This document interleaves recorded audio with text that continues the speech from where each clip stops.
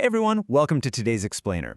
We're diving into a beloved daily ritual that literally powers millions of us around the world. We are unpacking the science behind coffee. Specifically, we're going to learn how to balance that beautiful brain-boosting kick with the potential for an absolute bodily burn. If you've ever wondered exactly what's happening under the hood in those 15 to 20 minutes right after you down that morning cup, or, maybe your fourth morning cup, you are in exactly the right place. The intoxicating, nutty aroma. The rich, chocolatey taste. We all know that feeling, right? It's comforting. Some days, you might just have a cup or two. But other days, maybe you're hitting 3, 4, or even 5 cups just to power through a heavy workload. Okay, let's dive into this, because the real question we need to objectively ask today is drinking 3 to 6 cups a day actually too much? Section 1. The ultimate coffee threshold. How much is too much? Before we get into the negative side effects of overdoing it, let's establish some baseline facts.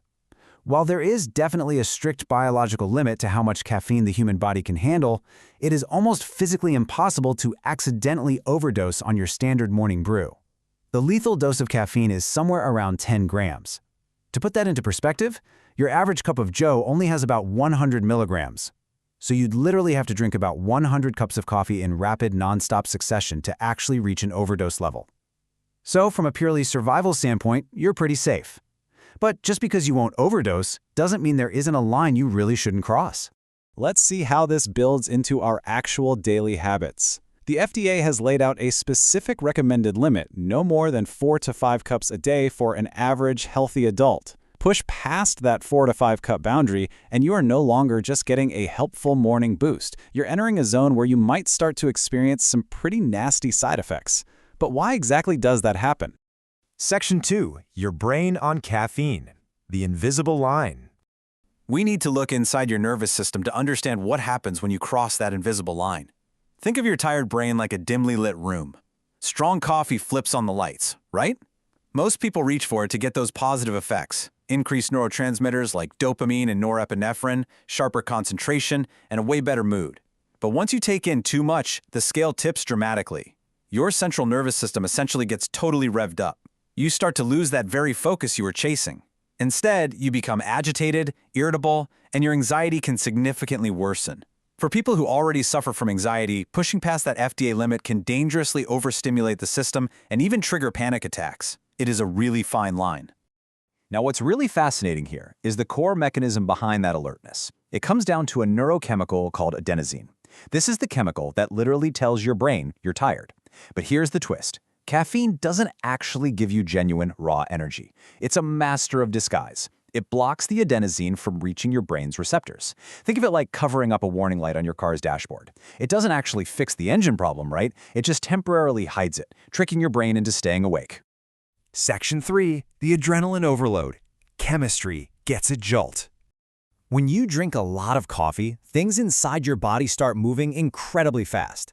Within 30 to 120 minutes of your first sip, caffeine peaks and stimulates your adrenal glands, releasing a powerful, revved-up cocktail directly into your brain: adrenaline, dopamine, and glutamate. That adrenaline triggers your body's literal fight-or-flight response.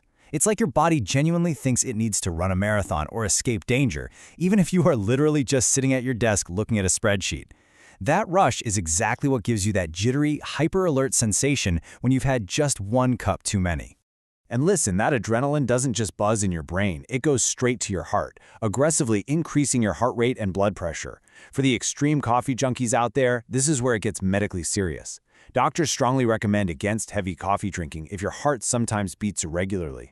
In fact, according to observational studies, drinking 9 or more cups of coffee a day puts you at a verified risk of arrhythmia, which is an irregular heartbeat. So we've gone from a harmless energy boost to physically stressing out your entire cardiovascular system. Section 4. The vicious sleep loop. Coffee's absolute arch nemesis, sleep. This leads us to the most insidious side effect of all, where we sacrifice the one thing we desperately need: rest. Coffee launches a severe double threat on your natural sleep cycle, and this brilliantly illustrates it. Researchers monitored the sleep of 12 volunteers. Some were given a placebo, and others were given a caffeine pill equivalent to about 4 cups of coffee. Now, they didn't take this pill right before bed. They swallowed it a full 6 hours before their bedtime. The result? The caffeine group spends significantly less time in the absolutely crucial light stages of sleep. Even 6 hours later, the caffeine actively ruined their sleep architecture, leading to major detrimental effects on their ability to function the very next day. Which creates a frustrating, totally self-defeating cycle that might look all too familiar. Step 1. You drink way too much coffee to power through the afternoon. Step 2. Because your brain is still bathed in stimulants, you don't sleep well. Step 3. You wake up feeling completely exhausted because you missed out on those restorative sleep stages. And Step 4. You drink even more coffee just to stay awake during the day. It's a continuous, exhausting loop where your supposed cure for fatigue is the exact thing causing it. Section 5. Optimizing your coffee habit. Balancing the boost. Because we absolutely don't want to just stop drinking it altogether, right?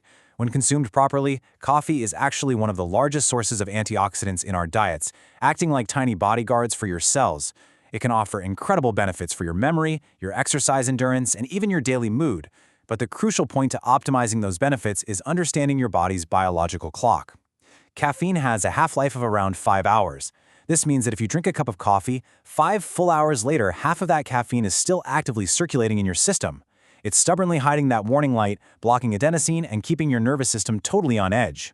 Knowing about that 5-hour half-life leads us to the ultimate, highly actionable takeaway for this explainer. The golden rule is to simply cut yourself off by 2 p.m.